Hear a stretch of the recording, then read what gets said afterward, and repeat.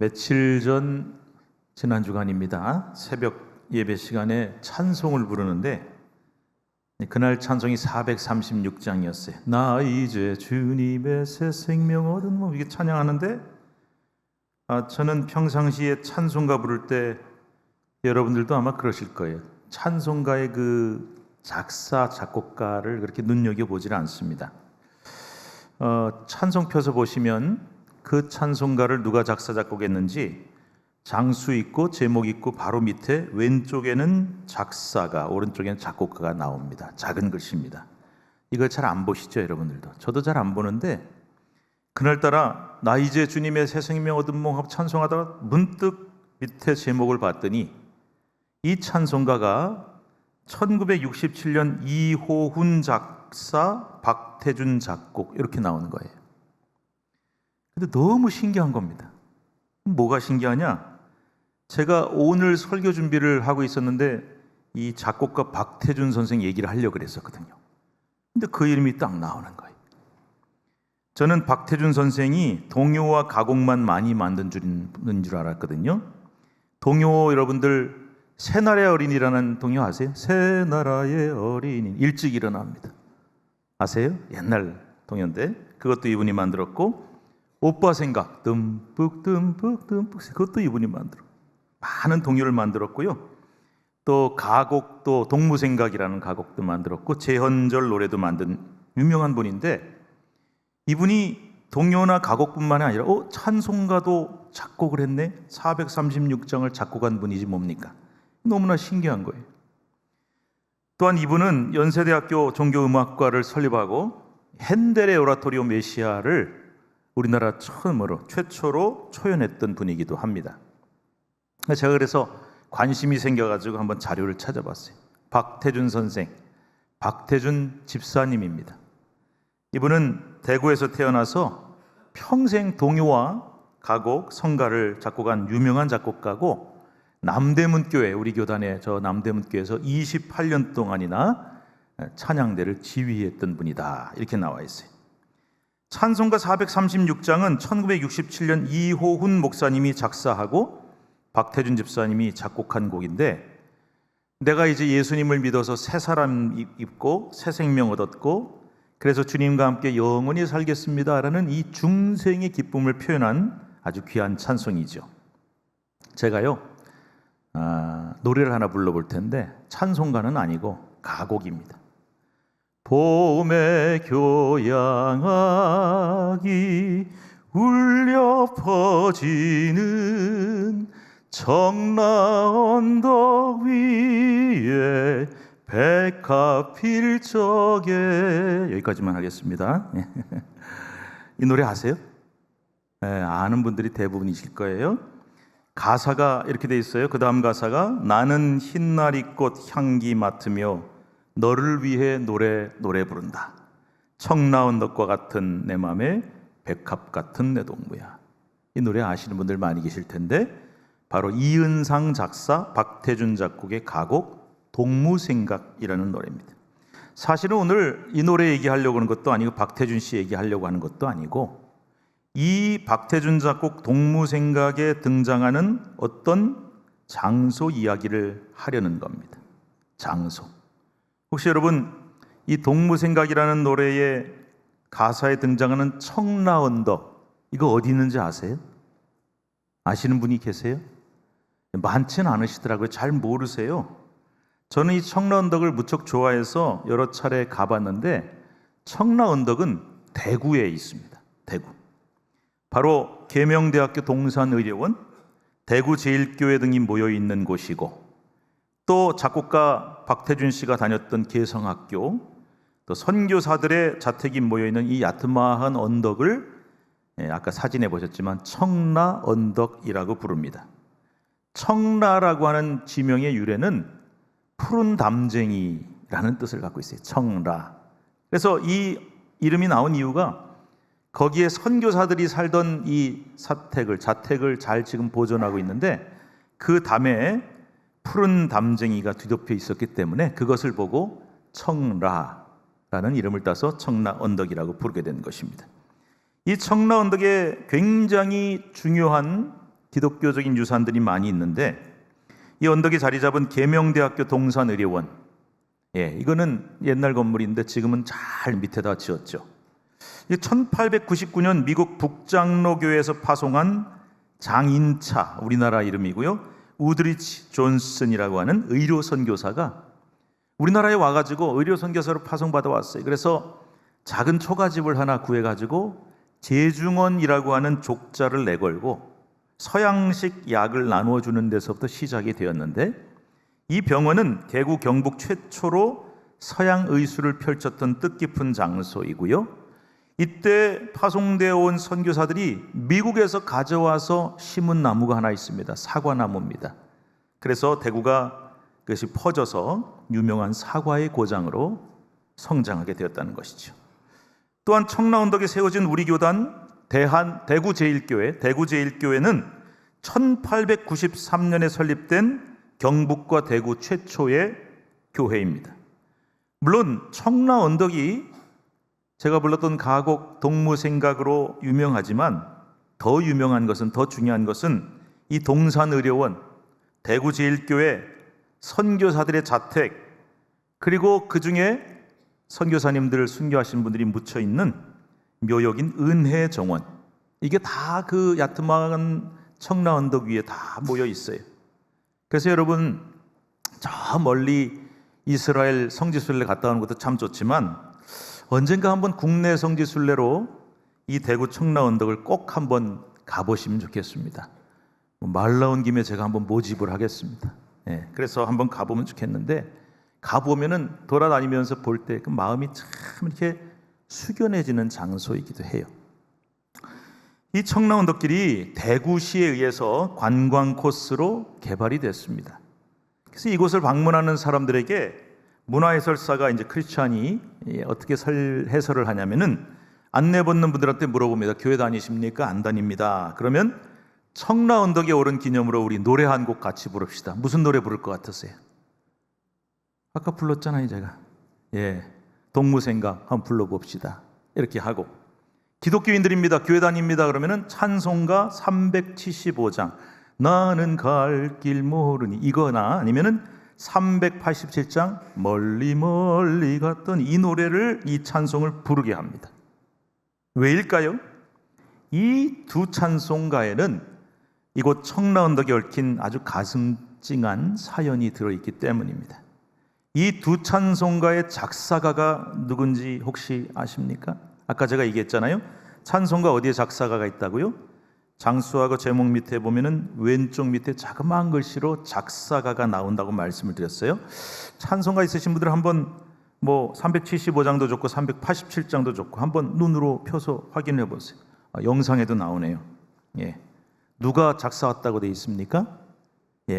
읽어보세요. 배위량 부인 1895년 이렇게 나와 있어요. 사실 우리가 이거 관심을 잘 안 가져요. 근데 관심 가지고 한번 보실 필요가 있습니다. 이 누구지, 이 사람이? 배위량 부인이? 375장, 387장 둘 다 작사가 배위량 부인으로 나와 있어요. 남편인 배위량은 우리나라에 왔던 미국 선교사입니다. 본명은 윌리엄 베어드 선교사입니다. 한국을 너무 사랑해서 한국식으로 이름을 베어드라서 배위량 이렇게 지은 거예요. 또 배위량 선교사는 목사 안수를 받고 1890년 애니 아담스라고 하는 여인과 결혼한 후 곧바로 선교사로 부부가 조선에 오게 됩니다. 부인 애니 아담스의 한국식 이름은 안에리입니다. 애니라는 이름에서 온 거죠. 바로 이 안에리 선교사가 이 두 곡의 찬송가를 작사한 배위량 부인 안에리 선교사입니다. 이들 부부는 결혼하자마자 이듬해인 1891년 1월 29일 부산에 도착해서 선교를 시작하고요, 1892년에는 부산 사람이면 다 아는 초량교회를 개척을 했습니다. 당시 부산과 경남은 콜레라와 같은 전염병이 만연했는데, 이 베어드 선교사의 일기를 지금 살펴보면은 매일매일 이 무서운 전염병으로 죽어가는 사람들을 화장하는 연기가 부산에 치솟아 올랐다라고 기록되어 있어요. 예.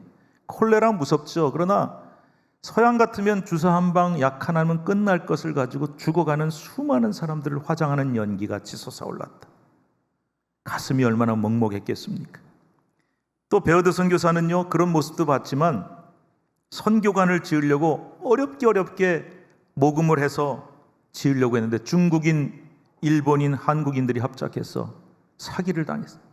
선교비를 사기당하는 어려움도 겪게 되었습니다. 게다가 이걸로 끝난 게 아니었어요. 1892년 7월 5일 너무나 예쁘고 귀여운 첫 딸 낸시 로즈가 태어났습니다. 낸시 로즈. 근데 안타깝게도 2년을 채 살지 못하고 1894년 5월 13일 하나님 품으로 떠나보내는 이런 아픔까지 겪었습니다. 이런 크나큰 아픔을 연속적으로 당하면서 훌륭한 문필가였던 배위량 선교사의 부인 애니 아담스, 한국 이름은 안애리, 이 선교사님은 1895년 자녀를 떠나보낸 그 이듬해에 두 곡의 찬송가 멀리 갔더니와 나는 갈 길 모르니를 작사한 것입니다. 머나먼 타국에 오직 선교의 일념 하나, 복음 전하의 이 생명들을 구하겠다는 그 마음 하나로 찾아왔는데 엄청난 고난을 당하고 엄청난 실패를 겪고 게다가 사랑하는 첫 딸까지 잃는 그런 엄청난 고난을 연속으로 겪으면서 그 안타까운 심경과 눈물을 이 두 곡의 찬송에 담은 것이죠. 그 후에 배일양 선교사는 선교지를 대구로 옮기게 됩니다. 그리고 대구 와서 선교하다가 또다시 서울로 올라가는데 서울로 간 후에는 교육 선교에 집중을 해서 1897년 평양에서 숭실학교를 시작했고 숭실대학교의 설립자가 되었습니다. 배유량 선교사가 대구를 떠나면서 대구 선교부를 누구에게 맡겼냐면 처남 제임스 아담스 목사라는 사람도 같이 한국에 선교사로 와 있었는데 그 아담스 목사에게 맡깁니다. 처남 아담스 목사는 대구 제일교회와 개성학교를 설립했고 그 아들 에드워드 아담스 목사는 계명대학교를 설립합니다. 당시 이 아담스, 그다음에 존슨, 브루원 이 세 선교사가 대구의 3대 선교사로 불렸는데 존슨 선교사는 의사였어요. 그래서 동산의료원을 세워서 의료 선교를 하고요. 브루원 선교사는 교회 설립 사역을 감당해서 이 경북 지역을 두루 다니면서 많은 교회를 개척하고 대구 남산교회를 설립을 했습니다. 이들 선교사들이 어디에 모여 살았냐? 대구 청라언덕, 아까 보시는 그 야트막한 언덕에 모여서 10여 채의 선교사 주택을 짓고 함께 살면서 수시로 모여서 함께 이 나라 조선의 복음화를 위해서 간절히 기도합니다. 그리고 교회를 세웁니다. 병원을 세워서 의료 선교를 합니다. 개성학교, 신명학교 등 기독학교와 대학들을 세워 교육사업을 펼칩니다. 여러분, 우리나라에 세워진 이 근대식 교육기관들, 병원 전부 선교사들이 세운 거예요. 그리고 그중에 일부 선교사들은 순교해서 아까 사진 보셨죠? 청라언덕에 자리 잡은 선교사 묘지인 은혜정원에 잠들어 있습니다. 우리나라의 선교 역사, 특히 대구 지역의 선교 역사, 뭐 대구뿐만이 아닙니다. 광주, 전국이 다 마찬가지. 그런데 이 대구 지역의 선교 역사는 이 청라언덕을 빼놓고는 말할 수 없고 그곳에 살던 오직 복음을 위해 젊음과 생명을 바친 젊은 푸른 눈의 선교사들을 빼놓고는 논할 수가 없는 것입니다. 오늘은 시리즈 설교 내 영혼의 찬송 두 번째 시간입니다. 오늘 살펴볼 찬송은 찬송가 387장 멀리 갔더니 이 찬송입니다. 앞서 이 곡이 나는 갈 길 모르니와 더불어 배위량 부인 안혜리 선교사가 작사한 곡이다 그랬는데 이 멀리 갔더니라는 찬송은요 원래 영어로 된 가사가 지금 우리말 찬송가하고 완전히 달라요. 신기하게도 전혀 하나도 안 맞습니다. 본디 이 찬송가의 영어 제목은 I am coming to cross, 나는 십자가로 나옵니다, 이런 제목이었어요. 윌리엄 맥도날드 목사가 작사했고 다른 나라들은요 미국을 비롯해서 전부 다 이 찬송 부를 때 I am coming to the cross 이렇게 불러요. 그런데 우리나라만 가사가 다릅니다. 아주 특이한 일이죠. 영어 원어로 된 1절 가사를 한번 잠깐 볼까요? 제가 번역된 것만 읽어드리겠습니다. 원래 가사가 이거예요. 십자가로 나옵니다. 나는 가난하고 병들고 눈멀었기에 아무짝에도 쓸모없는 존재이기에 오직 하나님의 구원만 필요합니다. 이런 찬송이에요. 보세요. 이렇게 십자가와 구원을 찬송한 곡이 어떻게 난데없이 우리나라에 와서 가사가 멀리 멀리 갔더니 처량한 가사로 바뀌었다는 거예요. 이 도대체 무슨 이유일까? 그 이유를 제가 앞서 여러분께 설명을 드렸잖아요. 이 배유량 선교사와 부인 아내리 선교사가 고통과 고난을 많이 겪다가 1894년 누구보다 사랑하는 첫 딸 그 낸시 로즈를 병으로 잃고 나서 그 아픔을 찬송으로 승화시켜서 배유량 부인이 다시 작사를 했던 것입니다. 자신과 남편이 이 땅에서 겪었던 고난과 아픔을 이 찬송시에 담은 것이죠. 가사 한번 같이 볼까요? 1절 이렇습니다. 멀리 멀리 갔더니, 늘 우리 부르는 찬송이지만 이제 배경을 들었으니까 그 염두에 두고 한번 읽어보겠습니다. 멀리 멀리 갔더니 처량하고 고나며 슬프고도 외로워. 이 찬송은요, 그 곡조도 되게 처량해요. 그런데 가사는 더 처량해요. 부를 때마다 뭐 이렇게 그냥 처량한가, 어둡나 했는데 이유가 있더라는 거예요. 처량하고 고나며 슬프고도 외로워. 왜 그랬을까요? 왜 슬펐을까? 정처 없이 다니니. 후렴 봅니다. 예수 예수 내 주여 지금 내게 오셔서 떠나가지 마시고 길이 함께 하소서. 2절 봅시다. 예수 예수 내 주여 마음 아파올 때에 눈물 씻어주기. 눈물 얼마나 많이 흘렸겠어요. 나를 위로하소서. 3절입니다. 다니다가 쉴 때에 쓸쓸한 곳 만나도 홀로 있게 마시고 주여 보호하소서. 보세요. 너무 처량하잖아요. 가사가. 곡조도 얼마나 처량하고. 그런데 여러분, 그 처량함이, 그 슬픔과 눈물과 외로움이 이유가 있었다는 것, 바로 이 배유량 선교사 부부가 이 땅에서 겪은 아픔 때문이었다는 것입니다. 하지만 이들 선교사는, 부부는 아파하고 눈물만 마냥 흘리고 있질 않았어요. 그 아픔을 어떻게 승화시키냐? 예수 예수 내 주여 지금 내게 오셔서 떠나가지 마시고 길이 함께 하소서. 예수 예수 내 주여 마음 아파올 때에 눈물 씻어주시고 나를 위로하소서. 비록 선교하려고 이 땅에 왔다가 그렇게 고난을 당하고 실패를 하고 딸도 잃고 눈물만 쏟아지지만 우리 주 예수님이 내 곁에 계시며 떠나지 아니하시고 길이 함께 하시면서 내 눈의 눈물을 친히 닦아주시고 나를 위로해 주신다는 이 놀라운 신앙 고백으로 승화시키고 있는 것입니다.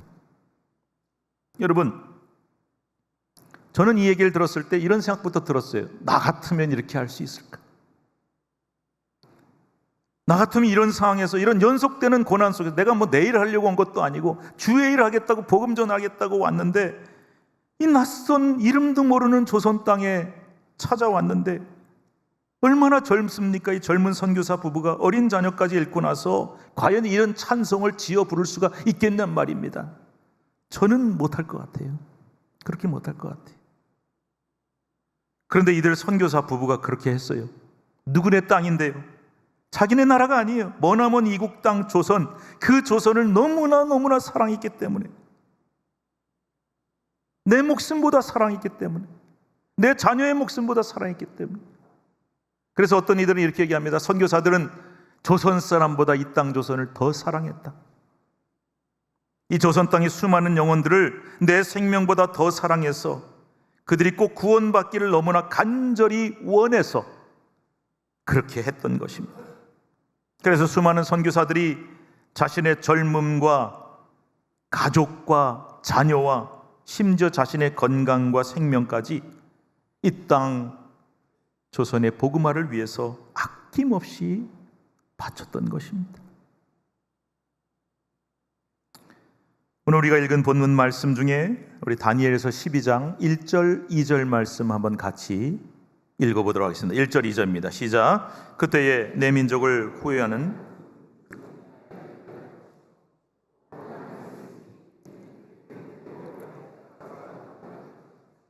그때 내 백성 중 책에 기록된 모든 자가 구원을 받을 것이라. 땅의 티끌 가운데서 자는 자 중에서 많은 사람이 깨어나 영생을 받은 자도 있겠고 수치를 당하여서 영원히 부끄러움을 당할 자도 있을 것이며. 성경이 여러 곳이 증언하는 바가 무엇입니까? 마지막 때가 있을 것이고 예수님의 재림이 있을 텐데 그 재림을 앞두고 큰 환란이 일어날 것이다. 그래서 성도들이 엄청난 핍박을 당하게 될 것이다. 그런데 그런 핍박과 환란 중에서 끝까지 견뎌낸 그 사람, 그 이름은 생명책에 이름이 기록될 것이고 구원을 받게 될 것이다.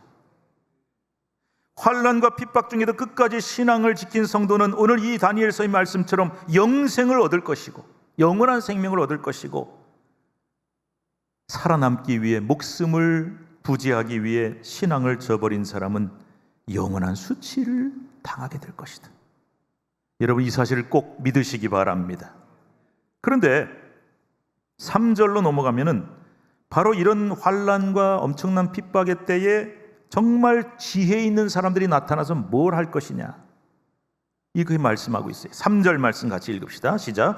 지혜 있는 자는 궁창의 빛과 같이 빛날 것이요 많은 사람을 옳은 대로 돌아오게 한 자는 별과 같이 영원토록 빛나리라.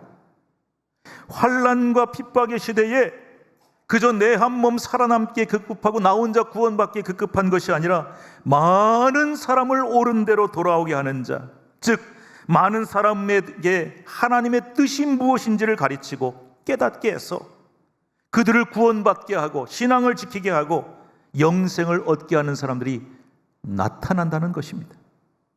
핍박 때문에 너무 힘들어하는데 당장 죽이겠다 그러는데 그런데도 내 목숨을 걸고 내놓고 신앙을 지킬 거냐 어떻게 할 거냐 갈등하는 성도들이 얼마나 많겠어요.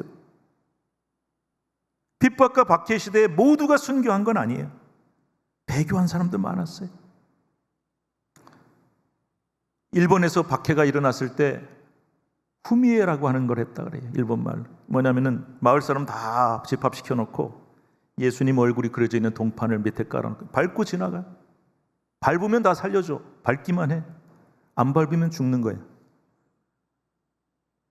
저는 그 얘기를 들을 때 이런 생각이 드는 거예요. 내가 목숨 하나밖에 없는데 까짓 눈 한번 딱 감고 밟자.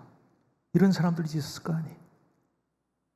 그런데 그 마지막 때에 엄청난 환난과 핍박이 닥쳐올 때 내 목숨을 내어놓고라도 신앙을 지켜야겠다는 거 쉽지 않습니다. 그런데 그것을 옆에서 도와주고 그 사람들을 격려하면서 수많은 영혼을 영생과 구원으로 인도하는 사람들이 마지막 때 반드시 나타난다는 것이죠. 그렇습니다. 우리가 단 한 사람만 구원받게 하는 것만도 엄청나게 귀한데 이렇게 수많은 사람을 옳은 대로 박해 시대의 천국으로 인도하는 그런 사람들은 얼마나 귀하겠습니까? 그래서 많은 사람을 옳은 대로 돌아오게 하는 자, 곧 무생명을 구원한 자는 어떤 상급을 받는다고 말씀하냐? 3절 말씀 다시 한번 읽으십시다.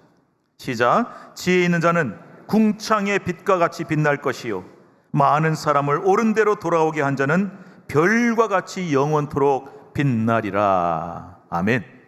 그렇습니다. 그렇게 하는 사람은, 수많은 생명을 구원하는 사람은 궁창의 빛과 같이 환하게 빛날 것이고 하늘의 별처럼 영원히 빛나는 별이 될 것이다. 말 그대로 천국의 스타가 된다는 거예요. 스타가.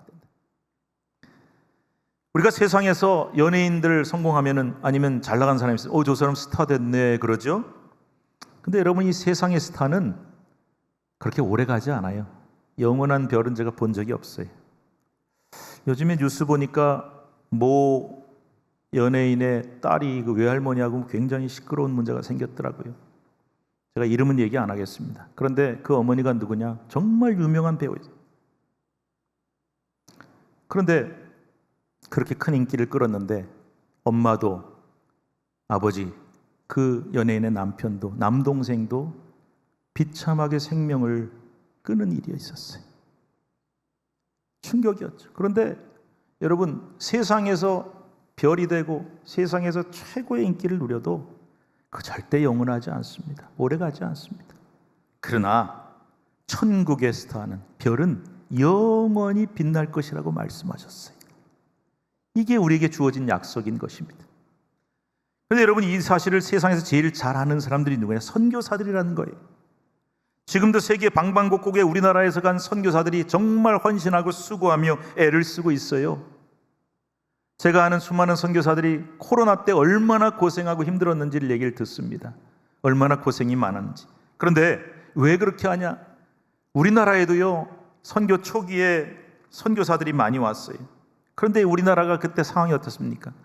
어디 붙어 있는지도 모르는, 이름도 모르는 나라, 가난하고 미개한 나라, 의료나 모든 환경이 너무 열악해서 그 땅에 가면은, 조선 땅에 가면 우리가 사는 나라 선진국에서는 약 하나만 먹으면 살 수 있는 병이 걸리면 죽는 이런 일들이 많은데 거기 가면 죽는다. 그런데 두려움 없이 목숨 걸고 찾아온 수많은 선교사들이 있었는데요, 제가 찾아보니까 놀랍게도 그들의 대부분이 20대 초중반의 젊은이들이었어요.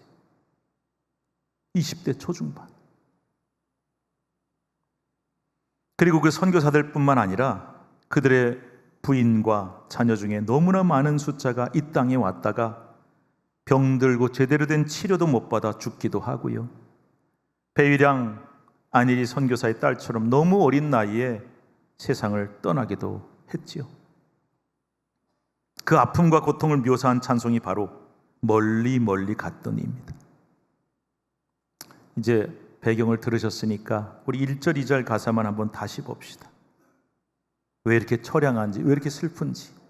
멀리 멀리 갔더니 처량하고 고나며 슬프고도 외로워 정처 없이 다니니. 2절입니다. 예수 예수 내 주여 마음 아파 울 때에 눈물 씻어주시고 나를 위로하소서. 예수 예수 내 주여 지금 내게 오셔서 떠나가지 마시고 길이 함께 하소서. 아멘. 이런 선교지 조선 땅에서의 큰 환난과 시련에도 불구하고 그 젊은 푸른 눈의 선교사들은 이 나라 조선을 너무나 사랑했어요.